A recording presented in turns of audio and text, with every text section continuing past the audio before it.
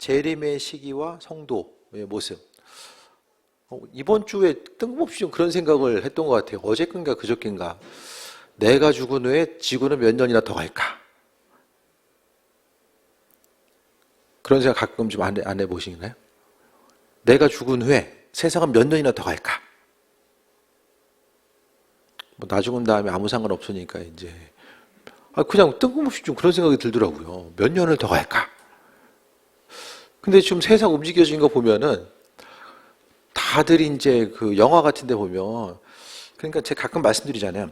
SF 영화는요, 대부분이 미래학자들이 연구하고 시나리오를 써요. 그러니까 그 대본을 쓸 때, 영화 대본을 쓸 때 미래학자들의 도움을 받습니다. 그래서 그들의 생각을 취합해가지고 그 대본 가운데 녹여놓거든요. 그래서 한참 나온 게 뭐예요? 제가 가끔 말씀드리지만 이제 외계인이 침공하고 바이러스, 코로나보다 더 심한 바이러스가 나온다고 생각을 해보세요. 더 심한 바이러스, 또 기근과 지진과 환란. 그러니까 대부분 보면요, 이 재림의 시기에 대해서 그 복음서를 통해서 예수님께서 말씀하신 내용 가운데서요, 이 외계인의 침입 빼고는 다 이 성경에 있어서의 시나리오, 마지막 때의 시나리오와 대부분이 이제 맞아 떨어지는 것 같아요. 그러니까 전쟁과 기근, 핵무기도 지금 줄어들 줄 알았는데 점점 더 보게 되면 다들 이제는 그 핵무기를 갖고 싶어 하잖아요. 이전에는 별로 관심이 없었던 국가들도 이제는 핵무기가 있어야 된다.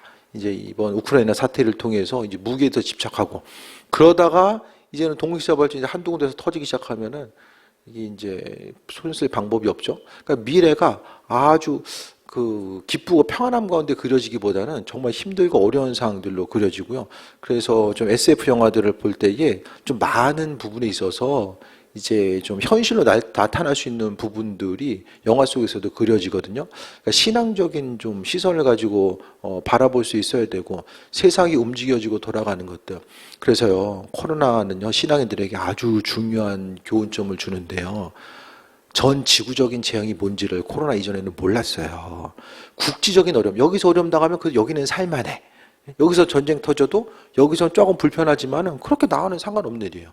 근데 이제는 성경에서 나와 있는 그 마지막 때의 환난과 어려움들은 무엇입니까?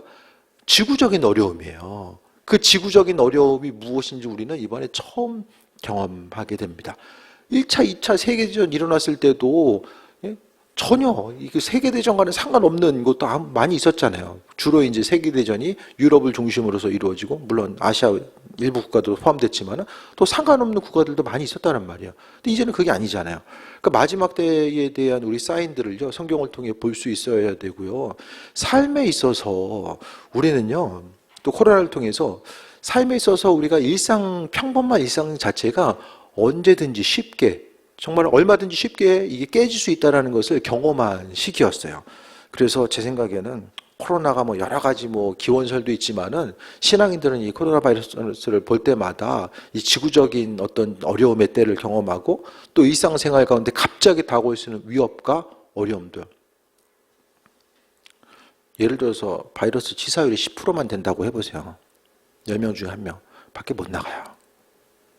못 나가요. 10명 중에 1명이면 되게 심각한 거거든요. 치사율 10%면은. 그러니까 언제든지 얼마든지 지구적인 어려움들이 있을 수 있고, 세상을 살아간다는 것 자체가 아주 그냥 아름다운 세상이 펼쳐져 가지고 그 가운데서 정말 세상을 정말 오래 살아야 돼.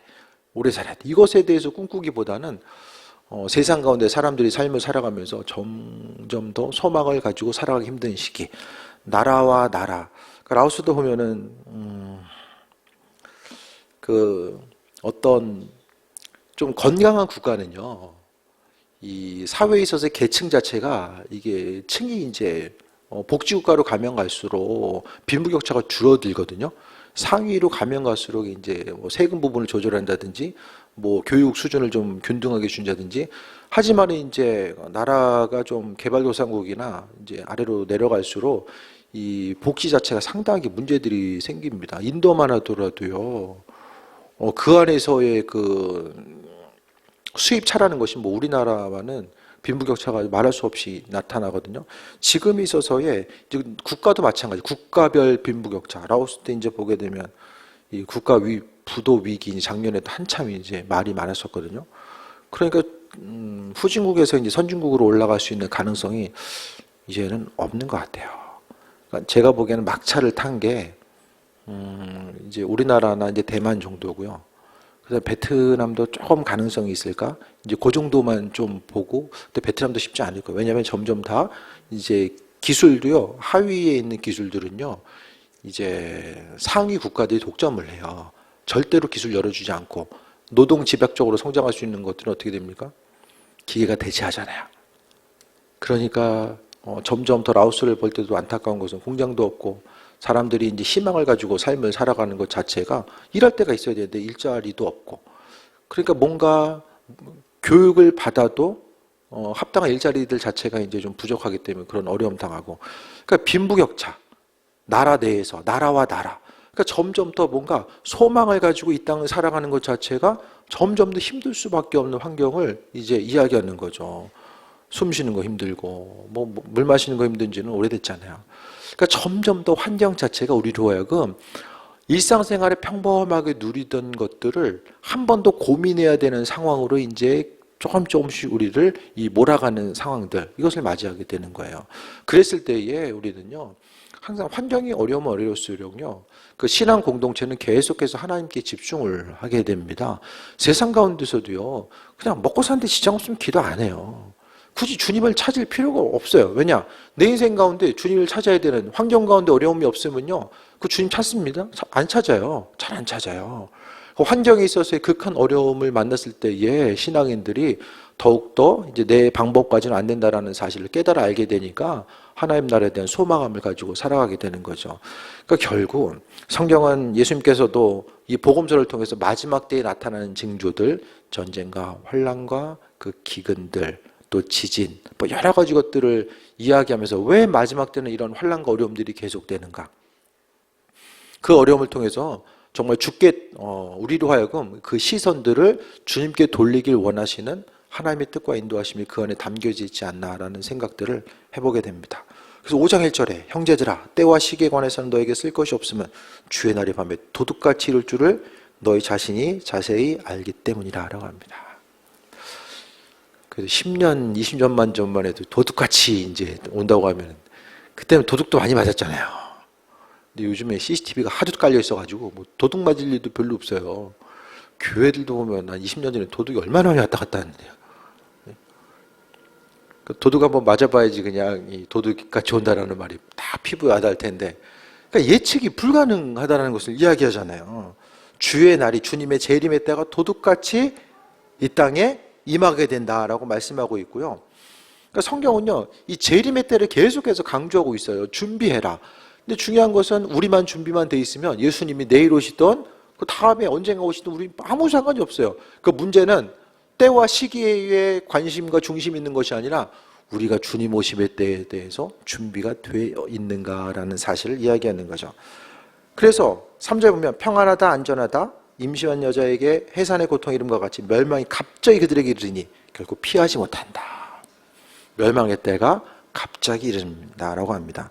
그런데요, 예수님의 재림의 때가 어떻게, 주님의 재림의 때가 멸망의 때로 생각되시는 분들은 좀 신앙을 되돌아봐야 되고, 주님의 오심의 때가 좀 소망 가지고 이 마라나타 신앙, 아멘 주 예수의 오시옵소서, 어떻게 생각하십니까?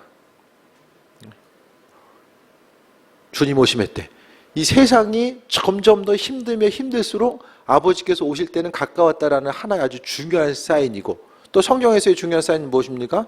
땅끝까지 이르러 복음 전파가 되는 것. 요즘에 오후지에서도 핸드폰 안 쓴 사람이 있어요. 사람이 못 가는데 뭐가 갑니까? 위성방송이 가. 아랍 쪽에서도 선교사는 못 가도 위성방송은 가요. 그 위성을 보고서 사람들이 변화되는 사람들, 하나님의 방법대로 변화되는 사람들, 교통과 통신의 발달로 인해서 이제는 미전도 종족의 숫자를 세는 것 자체가 모르겠어요. 저 아마존 오지 가면 모르겠지만은 그 오지도 문명의 혜택이 들어가고 있기 때문에 어떻게 되는지 모르겠지만은 그래도 주님 오심의 때가 예수님의 이름에 대해서 들어보지 못해서 주님께서 이제 더디 오신다. 이것은 이제 점점 더 저는 때가 이제 거의 찼다고 보거든요. 그러니까 우리가 또 하나의 사인이 또 이스라엘이잖아요. 믿는 사람의 충만한 숫자. 로마서를 통해서 볼 수 있는 것처럼 믿는 유대인들의 숫자가 지금 유대인들 중에서 제가 알기로는 5%가 안 될 거예요. 예수 믿는 유대인. 근데 그 퍼센테이지 자체도 조금씩 이제 계속해서 늘어가고 있는데, 그러니까 하나님도요, 급하면 급한 대로 이제 일하신다. 제가 통계를 봤을 때에 그 아랍이나 이란이나 이제 그 극한 그 보수주의 그 이슬람 국가에서는 선교사들이 들어가서 활동하기가 정말 힘듭니다. 뭐 비즈니스 비자로 가야 되는데 그것도 이제 쉽지 않고요. 그러니까 가장 중요한 방법이 무엇입니까? 제가 전에도 그 예수를 믿게 된 유대인들의 그런 그 간증이 나오는 것들을 좀 보면서 말씀드렸었는데요. 꿈에서 예수님 만났다는 얘기가 되게 많이 나와요. 꿈에서. 그러니까 하나님은 급하시기 때문에 하나님의 방법대로 또 일하시면서 삶을 우리 한 사람 한 사람 세워가시고 또 복음 전파 일꾼으로서 우리를 사용하시는 거. 그래서 선교지를 향해서 이제 우리가 힘쓰는 것도 주님 오심의 때를 이제 당기는 거죠. 한 영혼이라도 구원하기 위해서 우리가 쓰임 받는 거예요. 그래서 교회가요, 우리가 그래도 계속해서 이스라엘의 또 유대인들 구원을 향해서 흘려보내고 있고 각 나라를 향해서 우리는 몸은 있지만은 모험 못 가도 재정을 흘려보낼 수 있잖아요. 그러니까 그것을 통해서 하나하나 한 영혼이라도 구원할 수 있으면 그것이 정말 하나님의 큰 은혜가 되는 거죠. 그래서 믿지 않은 사람에게는 멸망의 때지만 우리에게는 예수님이 오심의 때. 그래서 우리는요, 여기서 너무 이렇게 다 이루려고 하지 마세요. 처음부터 끝까지 인생의 기쁨과 행복의 조건을 세상의 틀에 맞춰놓고 여기서 다 이루려고 하지 마시고요. 여기가 다 좋으면 굳이 뭐 천국에 대한 소망함이 있겠습니까? 그 우리의 시선을요, 항상 하나님 나라를 향해서 바라봐야 돼요. 그 바라봄이 있어야지만이 세월을 아끼고요. 또 주께 존귀하게 또 쓰임받을 수 있습니다. 시간이 얼마나 빨리 흘러가요. 그 이번에 이제 차량 운전을 해준 그 청년이 이제 뭐 그때 성교사님 얘기하시는 게 3월 달에 이제 결혼해가지고 북쪽으로 간대. 거기는 우리나라는 결혼하면 남편 쪽으로 가잖아요. 거기 아내 쪽으로 간대요. 결혼해서 이제 집 나가는 거 북쪽으로 올라간대요. 그래서 정말 그 충성된 일꾼인데 그 어쨌든 떠나는 거예요. 그쪽 얘기 들어보니까 장인 쪽이 북쪽에서 이렇게 중국에서 물품 수입해가지고 파는 이런 무역 전공도 이제 비즈니스 쪽으로 전공을 했더라고요. 그래서 여기 있으면은 또 사역적인 부분을 감당할 수 있는데 올라가면은 이제 뭐 못하는 거죠. 그래서 운전하면서 숙소로 가는 학교에서 숙소로 가면서 잠깐의 시간 동안 시간 잽싸게 간다. 예? 직장 잡고 결혼하고 애 낳고 직장 잡고 훅 간다. 시간 금방 지나간다. 예? 어쨌든 사람이 이게 이제 사명 따라 살아야 되지 않겠냐. 이제 좀 그런 비슷한 얘기를 좀 잠깐 하고 이제 뭔가 좀 심각하게 좀 생각을 하는 것 같더라고요. 얘기하니까 그냥 심각하게 들어주는 건지 모르겠지만은 그렇게 잠깐 얘기하고 그래서 어쨌든 간에 사명 따라 우리가 살아야 되지 않겠냐. 그냥 제가 뭐 그분한테 왜 그 청년한테 그렇게 얘기하는지 모르겠지만은 그냥 마음에서 그런 생각이 들어서 이렇게 잠깐 얘기해 주고 그리고 이제 헤어졌는데요. 우리도 다 마찬가지죠. 거기는 청년들도 보면 대부분이 좀 교육을 받은 청년들이 많아요. 그래서 이제 한국에서 그 감리교 신학대학을 졸업한 그 전사님도 한국어가 되니까 기업체에서 오퍼도 많은 거예요. 통역을 하든지 회사에서 이제 얼마든지 취업을 할 수 있는데도 그거 안 하고서 이제 계속해서 지방 다니면서 또 교회들 다니고 성교사님 도와가지고 이제 일을 감당하는 거. 그러니까 우리뿐만 아니라요. 곳곳에서 예수님 때문에 세월을 아끼고 그분 위해서 자신의 삶을 헌신하고 드리는. 그러니까 너무 크고 거창한 것 같지만은 예수님께서 그러니까 그 성교사님 그런 얘기하는 거예요.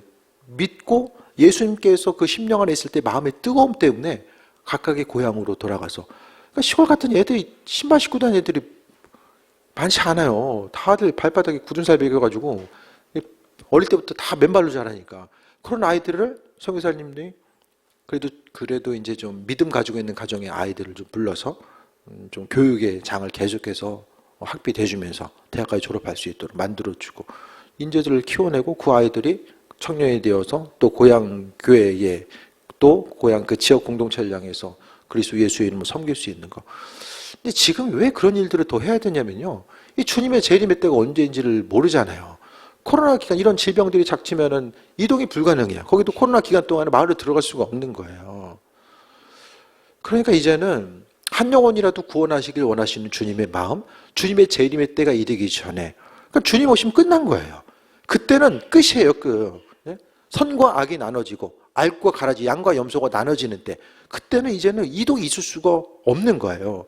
그렇기 때문에 우리가 하나님께서 허락하신 소중한 시간들을 어떻게 사용해야 될까?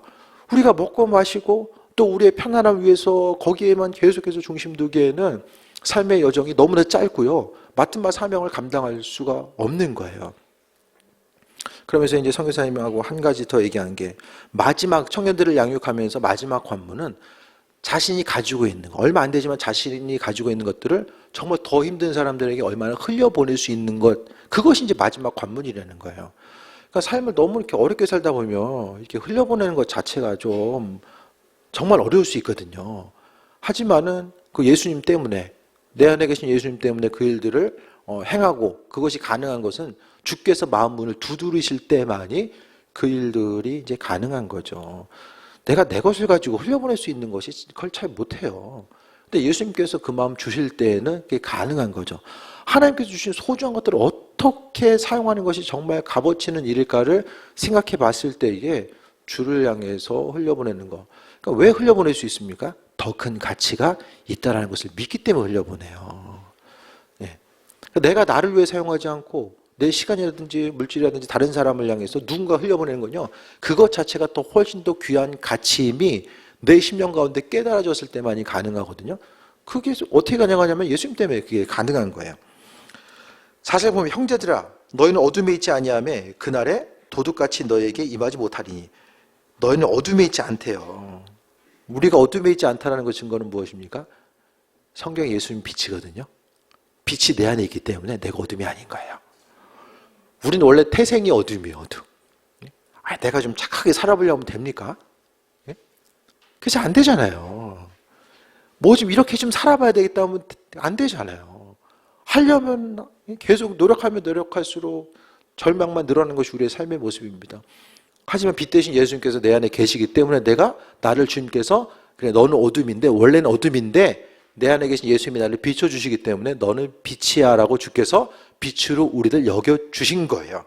그래서 우리는 빛에 속해 있는 거, 빛의 아들이고 또 낮의 아들이기 때문에 우리가 밤이나 어둠에 속하지 아니했다. 제가 지난주에도 말씀드렸던 것처럼 원래는 어둠인데 어둠이 빛으로 갑자기 바뀔 수 있는 것은 그 빛된 광명체가 예수님께서 내 안에 계시기 때문에 뭔가 좀 빛나는 거. 우리의 생각과 관점도 다 마찬가지입니다. 믿는 자로서 항상 하나님 보시기에 합한 자로서의 삶을 살아감에 있어서 빛 대신 주님께서 나를 비춰주시기 때문에 세상의 흑암의 세력과 싸워 이길 수 있고, 악이 악이라는 것을 깨달을 수 있고, 우리의 본성은 악이기 때문에 악으로 계속해서 끌려갈 수밖에 없는데 예수님 때문에 우리가 새 먹고 나아가는 것. 내 안에 계신 예수님 때문에 우리가 삶이 그래도 조금이라도 변화되고, 예수님 때문에 다른 누군가를 향해서 관심을 기울이고 살아갈 수 있는 것, 빛 대신 그분이 내 안에 있기 때문입니다. 그래서 우리에게는요, 내 안에 어둠이 있지 않고 빛이 있기 때문에 그날이 도둑같이 너에게 임하지 못한다. 우리는 항상 준비가 되어 있는 거예요. 예수님 때문에 우리가 준비가 되어 있는 거예요. 그러니까 예수님의 생각을 하고 예수님의 언어를 하고 하다 보니까 우리는 준비되어 있는 상태. 그래서 마지막 때가 어떻게 임하든지 간에, 설령 이 땅 가운데 죽음의 때가 임한다라고 할지라도, 주님 오시기 전에 죽음이 우리 앞에, 눈앞에 펼쳐진다라고 할지라도 죽음 이후의 삶이 어떻게 될까, 그것 때문에 두려워하지 않을 수 있다는 거예요. 그러니까 날마다 신앙인들의 삶은요, 준비가 돼 있어야 돼요. 준비가. 세상에 사건과 사고가 얼마나 많이 있습니까? 질병의 숫자도 얼마나 많이 있어요. 암 환자들은 점점 늘어나고. 평균 수명 살면 제 생각엔 앞으로는 절반 이상이 암에 걸릴 것 같아요. 지금은 한 30% 정도 될 것 같거든요. 절반 이상은 이제 앞으로 점점 더 완전히 먹고 마시고 환경적인 부분들이 계속해서 파괴되니까 거기다가 더해서 스트레스가 이제 양념으로 뿌려지잖아요. 그러니까 어떻게 돼요? 그러니까 우리가 먹고 마시고 생각하고 스트레스 받는 거 생각하면 병 안 걸리는 게, 예? 그게 기적이에요. 어떻게 생각하면. 예? 그게 기적이에요. 빛 대신 그분께서 우리에게 사명을 허락하시고 그 사명 따라 삶을 살아갈 수 있는 거. 예수님 아니면요, 인생의 목표가 내가 잘 돼야 되잖아요. 가족들 잘 되고 내가 잘 되는 거. 예? 나도 지금 갈 곳이 뭔데 뭐 누군가를 쳐다보고 뭐 누굴 뭘 흘려보내요. 그 모든 것들 자체가요, 우리가 어둠에 있는 것이 아니라 빛에 있기 때문에 그 모든 것이 가능하다는 거예요. 6절에 그럼 우리는 다른 이들과 같이 자지 말고 오직 깨어 정신을 차릴지라라고 합니다. 이 정신 차리라는 게 성경적인 언어예요. 정신 차려야 돼, 정신. 우리가 시대를 분별하고 때를 분별하면서 지금 뭘 해야 될지, 우리의 마음의 중심이 어디로 가야 될지, 다른 걸 다 떠나서 주님 만날 준비는 계속 되어 있어야 되는 거예요. 그 긴장감이 풀어지면 어떻습니까? 처음과 마지막이 달라져요. 2단이 그거잖아요. 꼬리가 달라. 처음엔 비슷한데 꼬리가 달라. 이게 2단이거든요. 우리도 처음에는 주일에 존재하게 쓰임받다가도 뒤로 가면 갈수록 사람이요, 내 인생 내가 겸손하게 살아봐야지, 끝까지 믿음 지켜야지, 그게 안 돼요. 날마다 주님 의식하고, 그러니까 그 건강한 종말론적인 신앙. 죽음의 때가 이제 예수님 올 때 얼마 안 됐으니까 뭐 일은 뭐해, 이거는 참 불건전한 거고, 주님 오심의 때에 대해서 생각하면서 내 마음이 아버지 마음에 합한 자로서 항상 준비된 신앙의 삶으로 이게 살아가는, 이게 준비된 건강한 종말론적인 신앙이거든요. 그것만 있어도요, 주님 만날 준비만 돼 있어도요, 어떻게 됩니까? 믿음 생활 그래도요, 그 중간은 가면서 신앙생활 할 수 있어요. 하고 싶은 대로 하지 않고 아버지 뜻 가운데 그 기준을 잡고 신앙생활 할 수 있게 됩니다. 그 주님 만날 때. 사람은 모르거든요. 사람은 못 봐요. 근데 하나님은 다 보고 계세요. 이것 하나만 생각을 해도 아버지께서 뭐 하십니까? 하나님은요, 그 예수님이 하나님이 제일 좋아하시는 게 예수님이에요. 예수님이 내 안에 계시니까 예수님 때문에 우리 쳐다본다고 내가 말씀드렸잖아요. 내 안에 계신 예수님, 하나님은 계속해서 쳐다보고 계신 거예요. 우리가 뭐 하나, 예? 그 예수님의 마음을 품고 뭘 하나 계속해서 보고 계신 거예요. 우리가 뭘 해야 됩니까? 죄의 유. 예? 아버지께서 보고 계신다라는 것에 대해서 생각하면 사람들은 속일 수 있어요. 어느 정도까지 속일 수 있어요. 예? 근데 하나님은 속일 수 없잖아요. 그것만 의식해도 우리가 주님 만날 준비하면서 삶을 살아갈 수 있게 됩니다. 그래서요, 처음 가졌던 신앙을 끝까지 예, 끝까지 가지고 살아가는 거. 교회마다 보면 이제 목사님들도 이제 은퇴 시기 맞물려 가지고 참 어려움 당하는 교회들이 많거든요. 예. 저도 이제 말로서는 아니 저분 예전에 이렇게 말씀하시더니 왜 이렇게 그러실까? 전에도 저렇게 그랬었는데요. 이제는 얘기 안 해요, 저는. 아니, 제가 나이 먹어서 그렇게 안 되려고 어떻게 알아요? 에? 아무도 모르는 거예요. 여러분도 마찬가지. 저분들이 신앙생활 저렇게 하지? 우리가 그렇게 안 되리란 보장이 없다니까요. 우리가 어떻게 돼요? 날마다 주에 내가는데 성경이 날마다 새 사람이 되어서 마음과 생각이 새롭게 되는 이 모습. 제가 그걸 어떻게 알았냐면은, 교회에서 우리가 이제 한 5% 결산에 1억이면 500만 원은 이제 부담금으로 내야 되잖아요. 본부 쪽에다가. 예? 그래서 우리가 부담금 적게 낼 때는 부담금 큰 교회에서 좀 제대로 내지 왜 이렇게 내지? 그렇게 하다가 점점 더 이렇게 우리가 부담금 이제 결산에 올라가면서 손이 떨리는 내 모습을 바라보면서 이거 참 그렇구나, 인생 그렇구나. 그러니까 조심해야 돼요. 정말 조심하지 않으면 주님 모시기, 교회도요, 모든 것이 평안해 보일 때가 정말 기도하고 조심할 때고, 가정도 마찬가지입니다. 별일 없을 때가 가장 위험한 때예요. 별일 없으면 딴 생각하거든요. 오히려 일이 잘 될 때 딴 생각하거든요. 그때 정말 조심해야 돼요.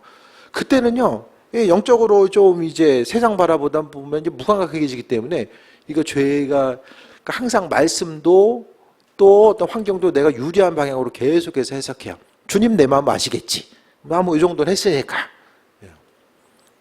제가 계속 말씀드리잖아요. 알긴 아시는데 책임 내가 하신다. 다 주님 이해하세요. 예수님 때문에 이해하시는데 책임은 내가 진다. 성경에서 보면 하나님이 그래 힘들었지? 뭐 인생 살다 보면 그럴 수도 있지. 그리고 넘어가는 얘가 그것보다 다 결국에는 다윗도 그렇고 솔로몬도 그렇고 죄 지면 죄값에 대해서 그 후대로 가서 넘어가든지 어쨌든 간에 그 죄의 삭시 성경에 하나의 법이잖아요. 죄 지면 사망이다. 하나님 법으로 말씀해 놓으셨어요. 성경 하나님의 말씀과 법이기 때문에 하나님 자신도 성경의 말씀, 그분의 말씀을 넘어가지 않으신다는 거예요. 기준이 흔들려. 하나님이 기분 따라서 막 이렇게 했다 저렇게 행동해. 사람들도 대학이 제일 힘든 분들이 어느 날 이랬다가 어느 날 저래. 막 기분 따라서 막 일기예보도 아닌데 막 이럴 땐 이랬다 저랬다 저랬다. 그럼 힘들잖아. 어떻게 맞춰? 우리가 깨어서 정신 차려라. 삶을 통해서 하나님 말씀에 대해서 민감하게 반응하고 주님께서 허락하신 소중한 시간들, 내 열정, 주신 것들을 어떻게 사용할 것인가. 우리의 욕심은 절대로 그 일들을 할 수가 없다라는 거예요. 그 모든 것들을 생각했을 때에 우리가 작은 것이라도 흘려보내는 것도 내 안에 예수님께서 살아계심의 증거입니다. 예배를 향해서 간절히 사모하는 마음을 가질 수 있는 것도 내 안에 예수님께서 살아계심의 증거입니다. 자지 말고 깨어서 정신 차려야 된다. 그 결국 정신 차린다는 게 뭐냐면은 내 안에 계신 예수님에 대해서 자각하면서 삶을 살아가는 거예요. 인간적인 본성대로 살면요, 관계만 꼬이고요, 죄만 쌓여가요. 생각대로 살면. 그런데 하나님께서 허락하신 그리스도 예수 주님의 마음을 품고 살아가는 거죠. 7절, 자는 자들은 밤에 자고 취하는 자들은 밤에 취해야 돼. 우리는 낮에 속하였으니 정신을 차리고 믿음과 사랑에 호심경을 붙이고 구원의 소망에 투구를 쓰자 하라고 합니다. 우리는 낮에 속했대요. 정신 차린 이야기 또 얘기하네요. 마지막 때가 되면 될수록 가져야 되는 게 정신 차려야 돼요. 정신 차려야 돼요. 그래서 믿음, 소망, 사랑을 이야기하죠. 마지막 때에 가장 중요한 것이 믿음, 소망, 사랑입니다. 죽게 대한 믿음, 주님 허락하신 사랑, 소망도 예수님 때문에 결국 믿음, 소망, 사랑, 믿음과 사랑의 호심경, 구원의 소망의 투구, 무엇입니까?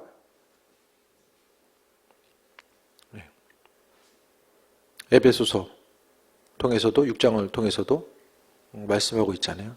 이 사단과 영적 싸움, 결국 이 호심경이라는 게 무엇입니까? 예수님이 예수님. 마지막 때가 되면 될수록 이 호심경의 투구 자체가 예수님을 이야기하거든요. 그 결국 오늘 본문을 통해서 사도 바울이 이야기하고 싶은 건요, 마지막 때가 되었을 때에, 재림의 때가 되었을 때에 잊지 말아야 될 것은 우리가 빛에 속해 있다라는 거. 그렇기 때문에 항상 더, 그러니까 이것저것 복잡하게 생각할 것이 아니라 삶을 통해서 예수님께 집중하다 보면 우리가 주님 오심의 때가 준비되고 그분 바라시고 원하시는 귀한 삶을 살다가 우리가 또 승리하는 귀한 삶을 살아갈 수 있게 된다는 거예요. 그래서 에베소 6장 10절부터 나와 있는 전신갑주 있잖아요. 그 전신갑주 자체가 바로 그리스도 예수로서 덧입는 것을 이야기합니다. 그래서 오늘 데살로니가서를 통해서도 우리가 우리 육신에 있어서의 보호막, 또 주님을 바라보는 것, 마지막 때를 생각할 수 있는 이 모든 것들은요, 바로 그리스도 예수 주님을 덧입는 것. 성경은 덧입음과 동시에 뭘 이야기합니까? 예수님께서 어떻게 하라고 말씀하셨어요? 나를 받아 먹어라. 먹으라고 말씀하잖아요. 먹고 섭취하래요, 섭취. 먹는다라는 것은 하나됨. 하나됨을 이야기하는 거잖아요. 받아 먹는 것과 어떻게 더 가까워져? 피와 살이 되기 위해서 어떻게 됩니까? 받아 먹어야 되잖아요. 그래서 성만찬을 통해서도 성만찬의 핵심은 예수님 받아 먹는 거예요. 성찬에 임한다는 건 예수님의 핵심적인 내용입니다. 그래서 그 예수님과 함께함을 통해서 우리가 하나님의 사람으로서 이 마지막 때를 준비하며 살아가는 거예요. 그게 아니면 뭐예요? 아니 마지막 때를 어떻게 준비해야 돼? 이거 생각했을 때 뭘 더 해야 되지? 예배 더 드리고 기도 더 많이 하고 뭐 전도 더 많이 하고 그게 준비하는 걸까? 본질적인 건 생명이 있어야 돼요. 생명. 사람의 생명이 있어줘야 됩니다. 기도와 예배, 말씀도 다 생명이 있어야 되는데 그 생명 예수님이 있어야지만 그 모든 것들이 가능해요. 예수님 없이 기도나 말씀이나 뭡니까? 노동이죠. 노동. 예수님 없이 예배하는 게 노동이에요. 예수님 없이 기도하는 것도, 말씀도 예수님과 상관없이 말씀 보려고 해봐요. 말은 또 얼마나 어려운지. 순서대로 가면서 또 꼬여. 시도 나오고, 뭐 여러 가지 문학적인 기법들도 많이 나오고, 얼마나 어려워요. 성경에서 제일 어려운 데가 어디십니까, 여러분?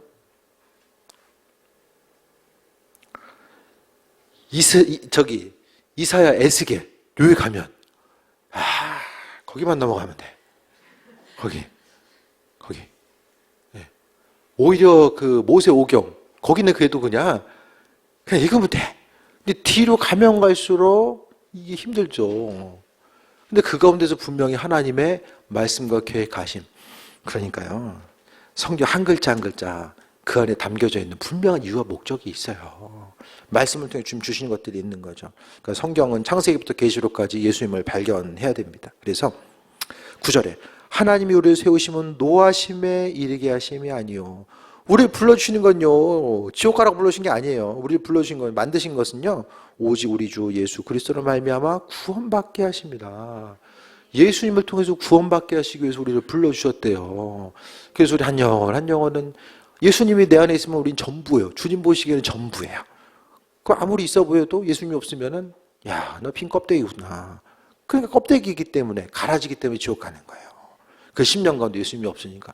그러니까 일상생활 바쁘게 살다 보면은 가장 중요한 게 예수님인데 예수님을 잊어버리면서 삶을 살아가거든요.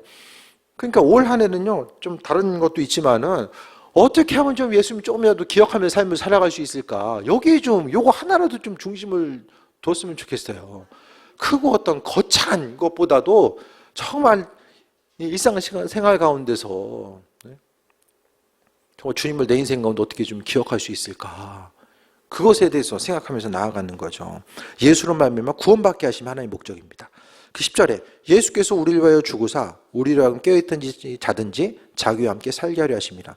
아니 지금 사도 바울은 재림의 때와 그 시기에 대해서 이야기하면서, 재림의 때를 이야기하면서 오늘 본문 가운데 가장 강조하고 있는 게 무엇입니까? 예수님 얘기를 하고 있잖아요, 사도 바울이. 재림의 때에 이것도 더하고 저것도 돼야 돼, 이런 행위적인 것을 계속해서 강조하고 있는 것이 아니라 바로 지금 마지막 때를 이야기하면서 예수님을 강조하고 있어요.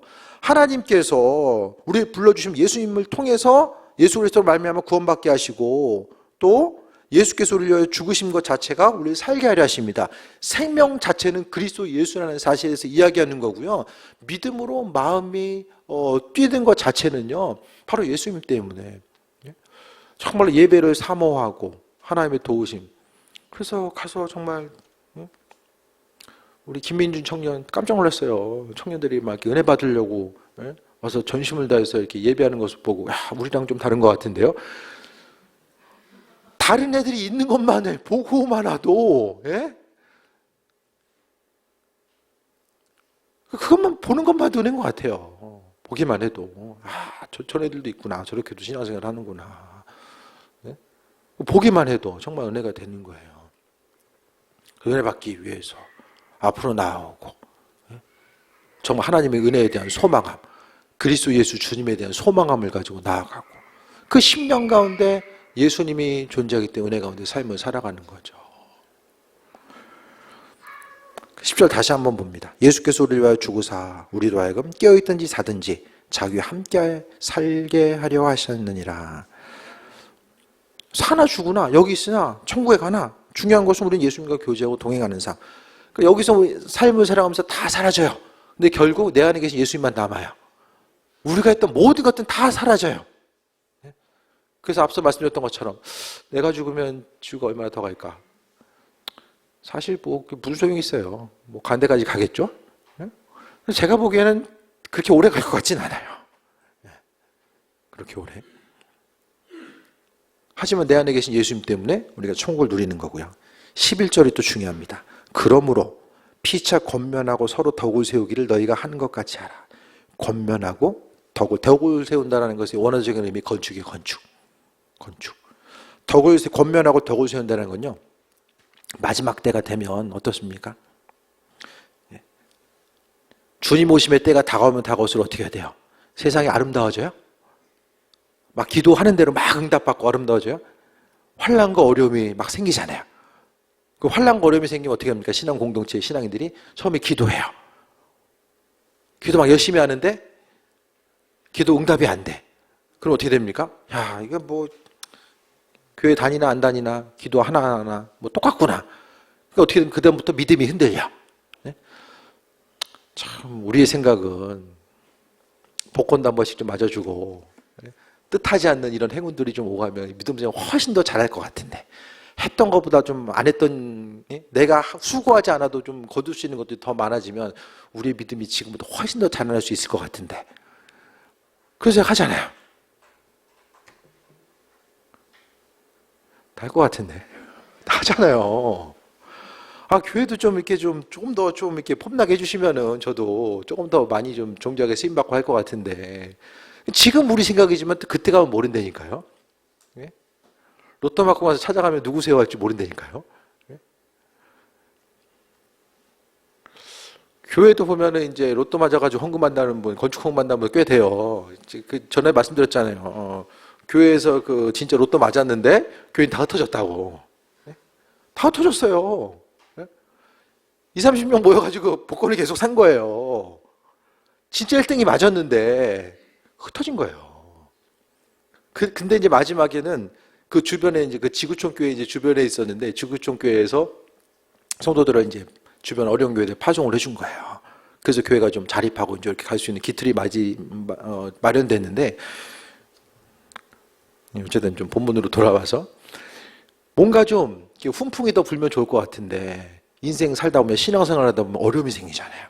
그 믿음을 버리는 이들이 생길 수 있거든요. 그때에 마지막 때가 되면요 피차 권면하고 덕을 세우래요. 서로를 향해서 내 온몸 간수하기 힘들어.